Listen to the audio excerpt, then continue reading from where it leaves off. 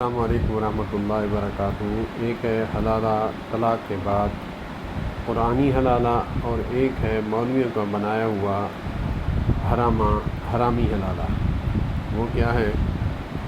قرآنی حلالہ یہ ہے کہ ایک بندے نے 3 طلاق دی، وقفے سے دی، یا پھر ایک مجلس میں دی۔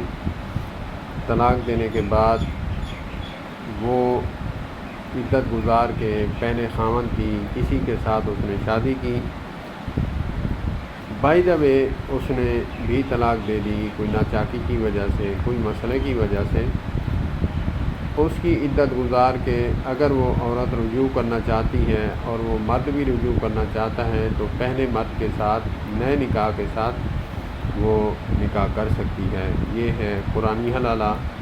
اور جو حرامہ ہے وہ یہ ہے کہ ایک بندے نے طلاق دی اور دوسرے کے ساتھ اس شرط کے ساتھ نکاح کیا، بندہ جو ہے وہ مقرر کیا گیا باعتماد کہ تو 1 رات 2 رات جو ہے اس کے ساتھ نکاح کرے گا، ہم تمہیں پیسے دیں گے۔